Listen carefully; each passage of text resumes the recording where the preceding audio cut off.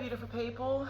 So I have created a dance today to be provided to children in any setting, even if it's just at home, wherever it might be, but it is targeting creating harmonized, meaningful, positive, healthy relationships. So really drawing upon this element of healthy attachment. The reason for this, and I am using the movement planes, and I'll get to why, even though I've been through it a million times, but I want to really sort of like target why I'm using it in this particular dance.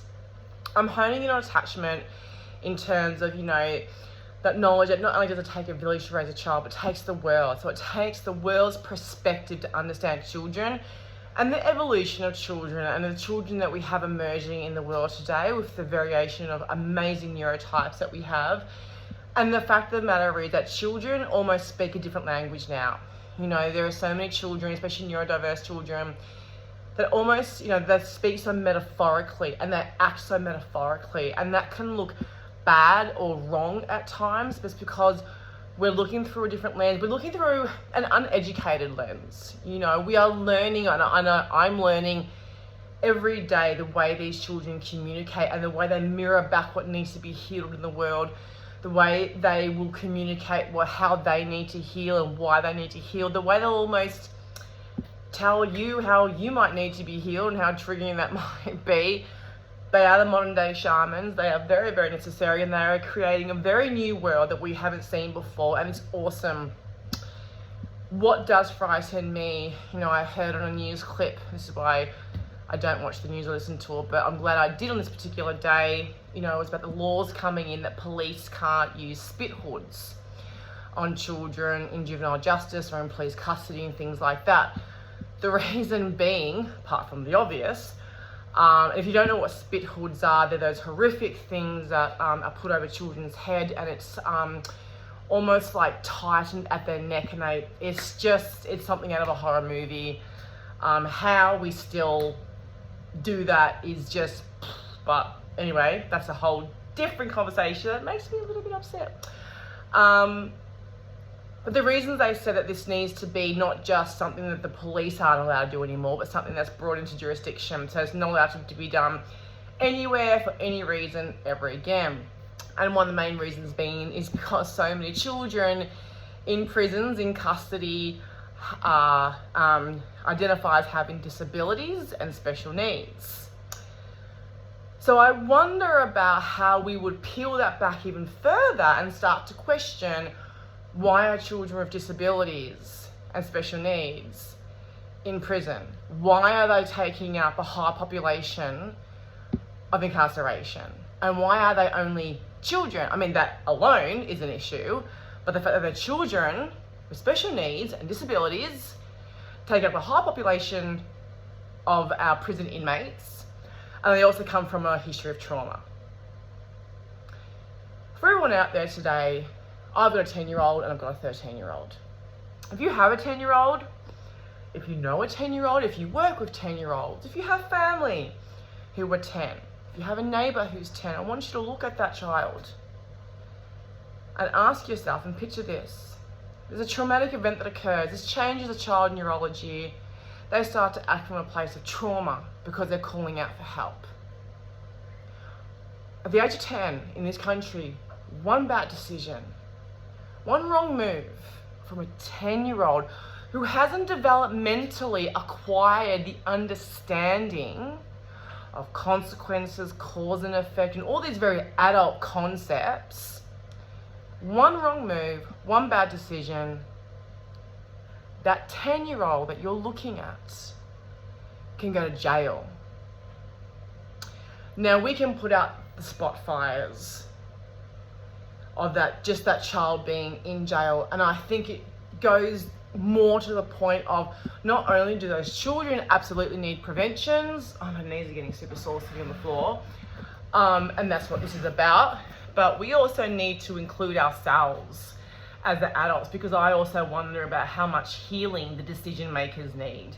Whoever makes the decision that it's okay to put a child in jail, whoever makes the decision to not fund programs, especially community-led programs, how much those individuals need to be included in preventative measures, especially when it is the arts and it's scientifically targeted arts that heal attachment. Because even as adults, we all have it too, because we all come from a generation where, you know, it was different. Parents had to go off to work, the family model evolved, it changed, and the kids cop the brunt of it. So the adults, but the kids' development cop the brunt of it. So we, as the caregivers in that room with the child, we're needing it too. We're needing it for ourselves, we're needing it for the child, and we're needing it for us, a child and adult together.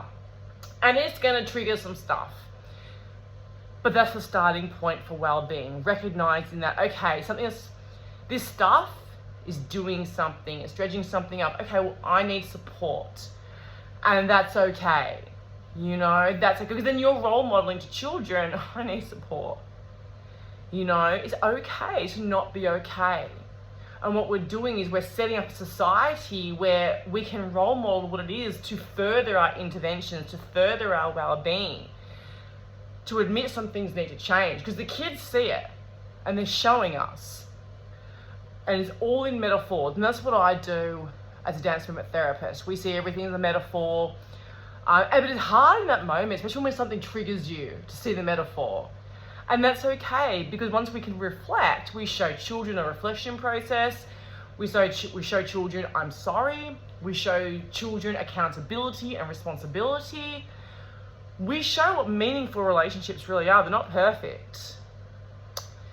It's about how we heal together. And that's what this is all about too. So this dance intervention is moving on the movement planes. For that reason, you know, children, we tell them so much what they need to do and be. There's so much being told that you're going to learn this at this time, and that, you know, I want to make room in that for who am I in this. So sagittal plane that we'll be moving on is the decision making. Then we've got our presence in the world, and then we've got communication. So while we're taking all this information, we also want to develop a child's healthy sense of self, healthy identity.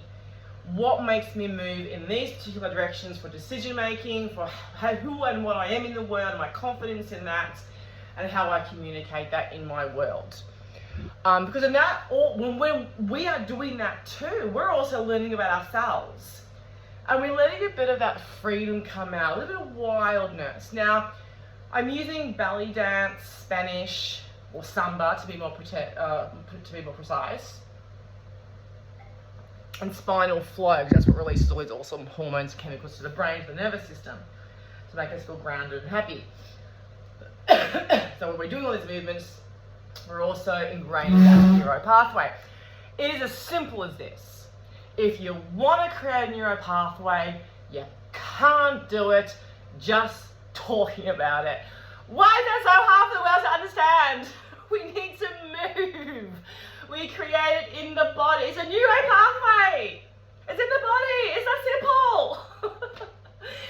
And so we need to use the body. Look at all of it. Look at it. There's so much of it to use. Apart from just here, oh look, this poor little head is being expected to do so much. I'm so clogged up that I can't speak properly, and I feel like I'm drooling like a 90-year-old patient when I speak. Tissue everywhere. This poor little brain is expected to do so much, and then we wonder why we get burnt out. Because we're expected to get the one organ to do everything. No, what do you think all this is going to do? This isn't just for good looks. You know, it's to learn. We learn through the body. We move, we shape, we flow, we effort. And that creates understandings, and that creates neuro pathways, and that creates hormones and chemicals, and that creates ways of being. And then that shapes how we move through the world about the type of person we want to be. Right? Okay, everyone's signing up, yeah? So, I'll send around the spreadsheets. So it is that way. Yeah? Okay? That's how children learn about themselves, and how, you know, not just the good stuff. And there's no judgment about good and bad. We get to see the whole picture, and then we get to attune how to respond to that. And you know I'm going to bring it back to Mother Nature, because you know we're all born from there, right? Yeah, we know that, yeah. Even science has said that. And so we attune to Mother Nature. Because the biggest form of insecure attachment that we have on our planet right now is our attachment to Mother Earth. And that's the one that we're going to strengthen for all the others to grow. Because us mothers, we represent her. So children, we need to bring back the concept of the mother. Hey, dads are important too, don't get me wrong, but it's not about that right now. Just wait, you'll get your turn. The mother. Yeah, rewiring, it's not even rewiring, it's bringing it back. I see these little kids of neurodiversity, little, and the things they say about mothers and Mother Earth and nature, and it's just like, what? Like, you're not even reading and writing properly yet, and that these concepts that you have is what the world needs. So how do we draw them out, and how do we go, yes, here is your place in the world. Roam free, kids, because we need to hear what you're saying. If we don't understand, then we need to learn. And I'm here to help you if you don't understand. It's what I do. I'm not perfect. I'll get it wrong sometimes, especially when it comes to my own children, because I'm emotionally involved.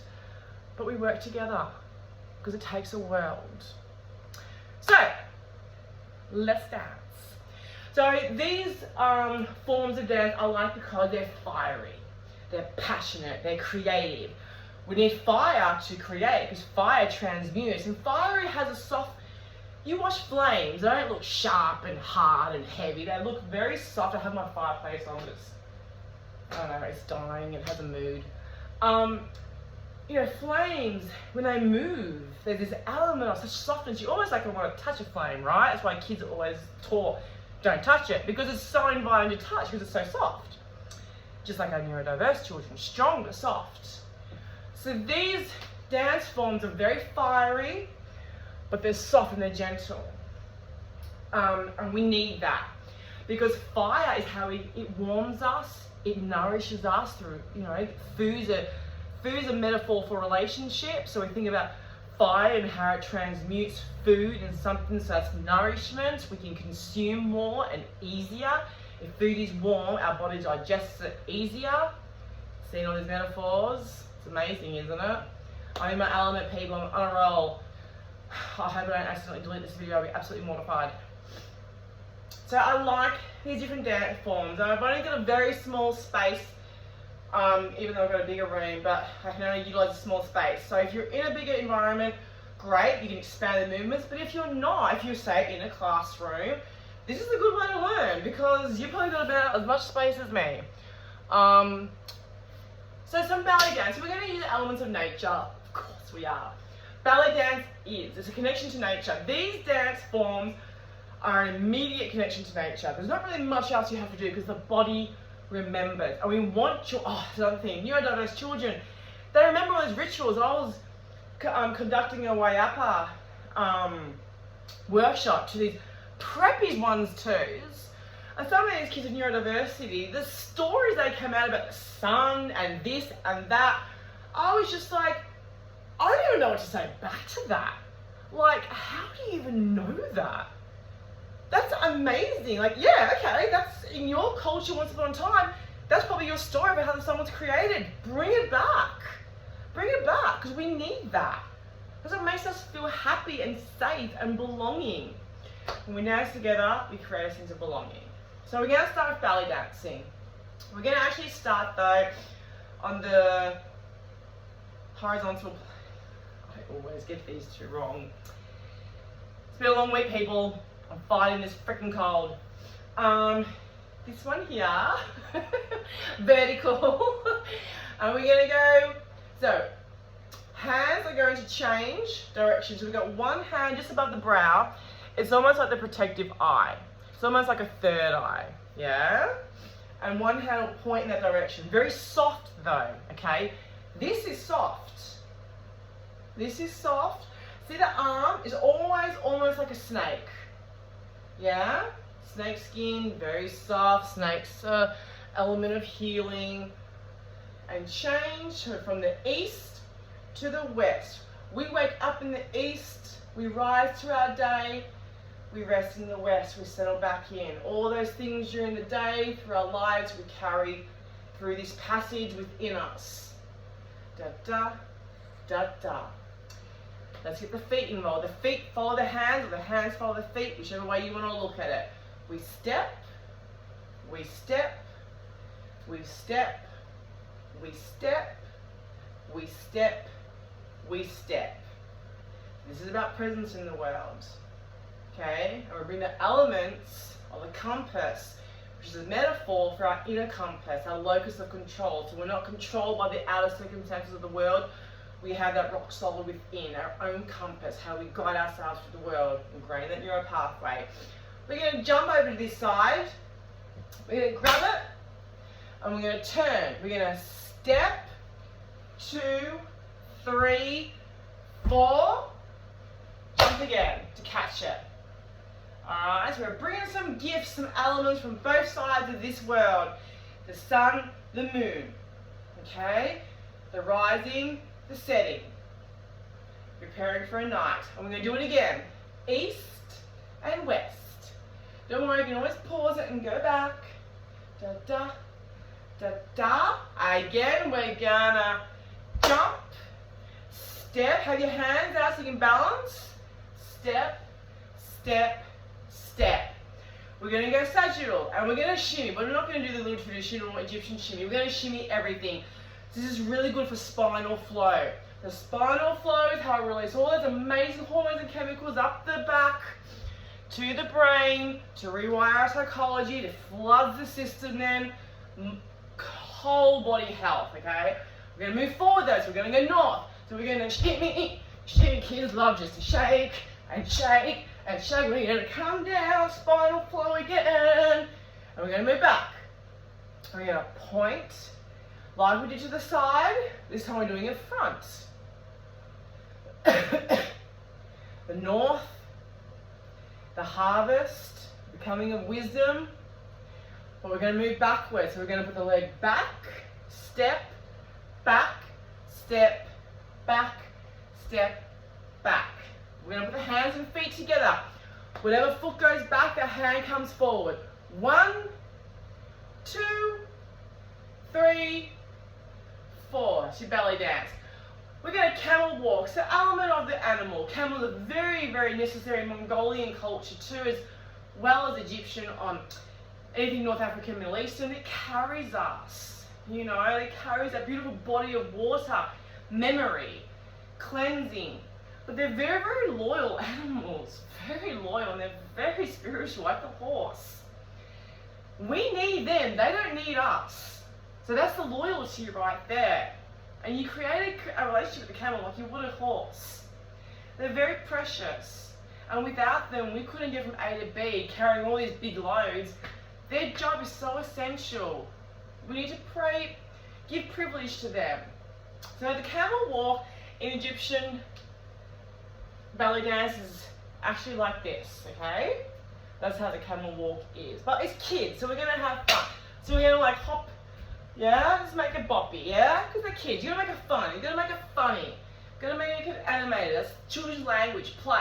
So we're going to camel walk back over. Camel walk, camel walk, camel walk, camel walk. Now what we did to one side, we're going to do to the other. We're going to go north, shimmying, shimmying, waking up our nervous system, rewiring everything.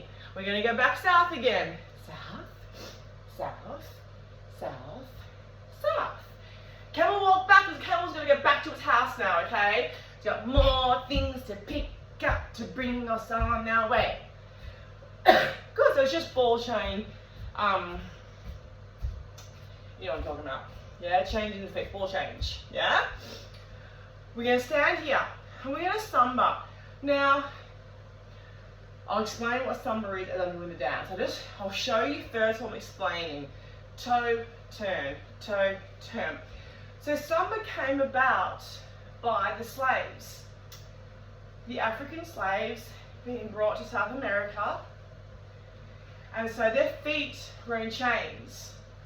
So at night, after doing all the horrible things they had to do, the way that they would come back to their inner compass was dance. But they couldn't do their traditional dance because their legs were in chains. So they created samba. because they couldn't get their feet apart to do anything, so they created this. And that just goes to show the healing power of dance and how we have used it as a preventative measure as well as medicine for such a diverse range of things all around the world since the beginning of time. These people knew what they needed. They had to move their body to ground themselves again, to lift themselves again, to keep themselves strong with who and what they were despite their circumstances. So, toe, turn, change, turn, change, turn, toe heel, turn, toe flat, turn, however you want to look at it. We're only going to do 4. 1, 2, 3, 4. Now we're going to do it on our heels. That was the women's way of doing it in modern Samba. The men's way is on the heel. So I've got my leg, up like that, and that's how I turn. But it's across the body. So this could also be used as like a vertical horizontal combination as well, okay? Down, down, down, down. And then we're going to kick around the circle. This is back to ballet dance, but I've funked it up a little bit. So we're going to kick, kick, kick, kick, kick, kick, change, kick, kick, kick, kick, kick, kick, change. And that's the whole dance. Lots of fun. Lots of fun. You make it fun, just like life. Make it fun. You'll connect through the funniness. Now look, the perfection of the dance moves aren't important. It's a space for a child to bring in their own elements, but you're just moving in certain directions. My style is just a concept to flow on from. This is what I do. It'll emerge with wherever you are, with your culture. The children will make it their own.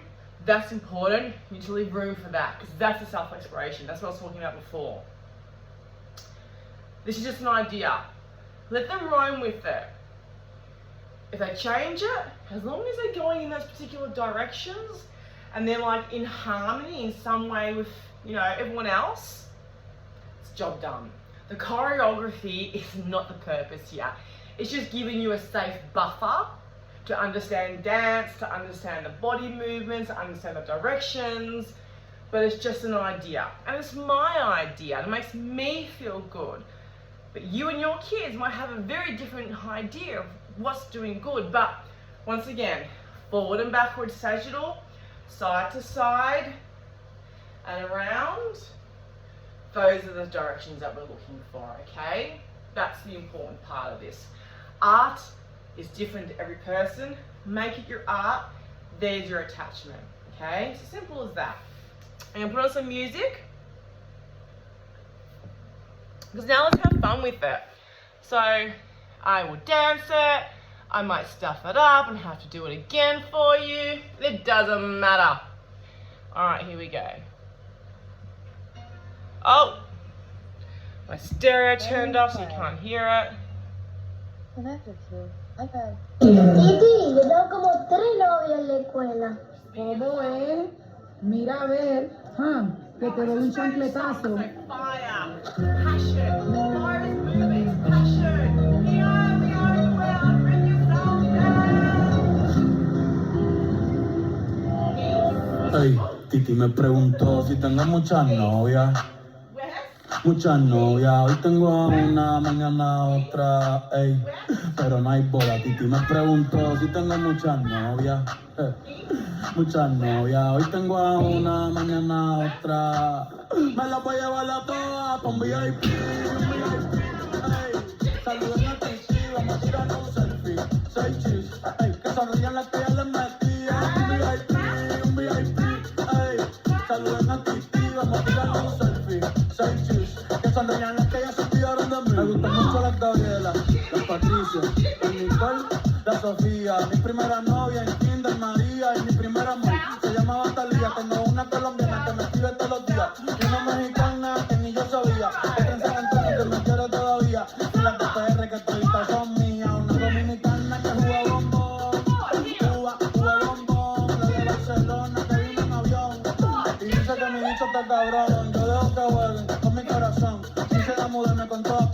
bendición. El día que me case te envío la invitación, muchacho, deja eso. Ey, Titi me preguntó si tengo muchas novias. Muchas novias, hoy tengo una, mañana otra. Ey, pero no hay boda. Titi me preguntó si tengo muchas novias. Ey, muchas novias, hoy tengo una, mañana otra. Titi me preguntó.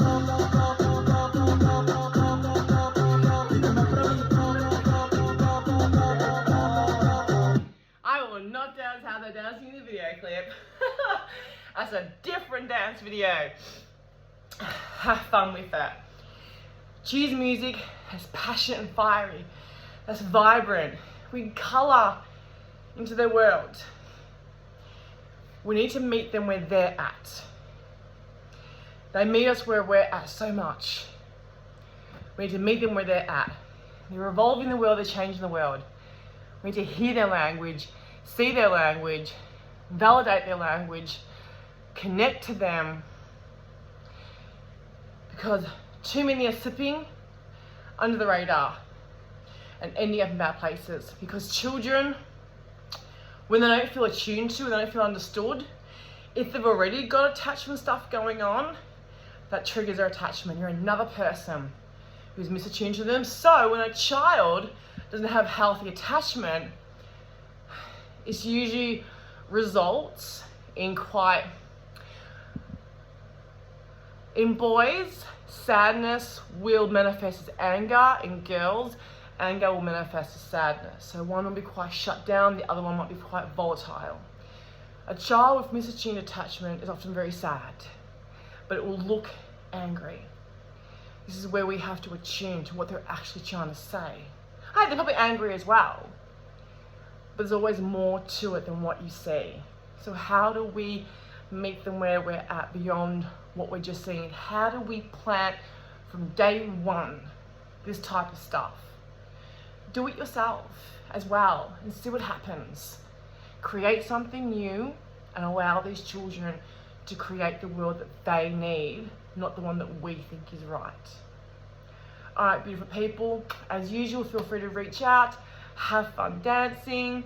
If you'd like to learn more, let me know. Bye.